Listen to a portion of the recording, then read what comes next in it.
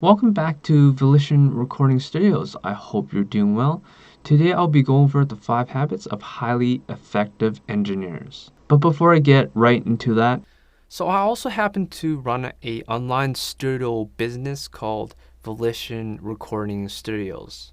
So for those of you that are in need of any audio repair or any removal of certain noises in a video audio, or for any type of music that you don't want a certain sound of, for example, a squeak when you play the guitar, I do offer services like that can help you. Or also, if you're looking for someone to mix your music, doesn't matter if it's a single and EP, I do offer that as well on my website. So if you're interested in any of those, please feel free to hit up www.volitionrecordingstudio.com. So now we're going to get back to the video. alright, so we get into habit number 1, which is organization.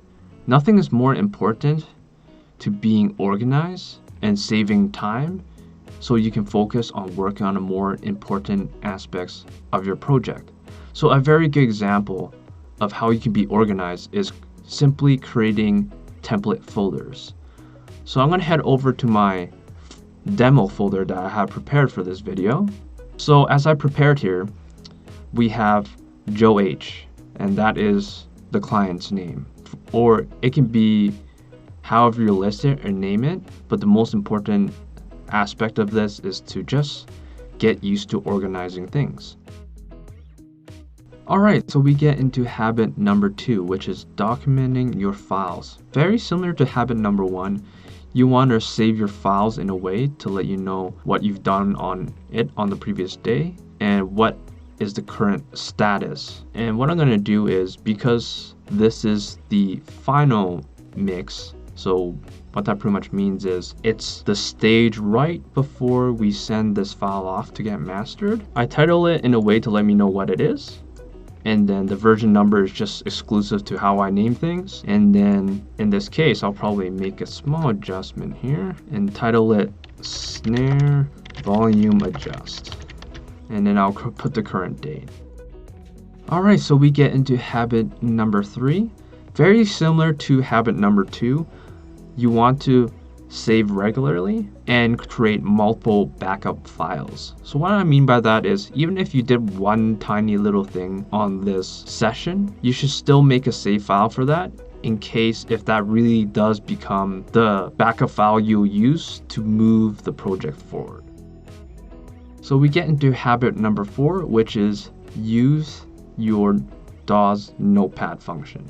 So this is a very crucial one, and where a lot of engineers, including myself, we either neglect it or we don't use it enough. And I feel like this is a very important thing that all engineers should definitely incorporate into their workflow, as that you never know when this information can come into good use. So the final habit is create multiple backup files on different devices. So what I mean by different devices is put it in a flash drive, put it on a CD, put it on Google Drive, whatever works best for you. Make sure you have at the very minimum 3 locations where you can back up your files into these 3 locations that I mentioned on. The more, the better, because you never know what can happen. Because nothing hurts more than losing all your progress for the work you worked on and having no way to retrieve it. Alright, so that wraps it up for today's video. I thank those of you that watched all the way to the end to this video. I do apologize if it was very long and boring at times, but I feel like this is a very important information and just reminder to let all engineers, or even if you're not engineers, to know of and get used to doing these things, so you can focus on more important and better things. I'd rather have an extra 30 minutes to enjoy a nice cup of coffee, or take that very same 30 minutes and focus on a different aspect of the project.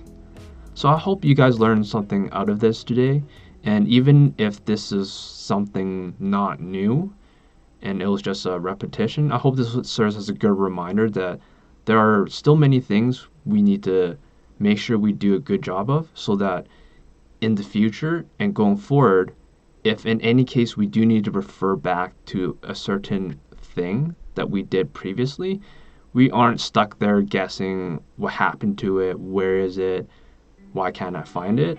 And these are just very good steps to implement in your everyday life. All right, so thank you for watching this video. If you liked what you saw today, please subscribe to this channel for more audio and related content. I'll be seeing you guys very soon.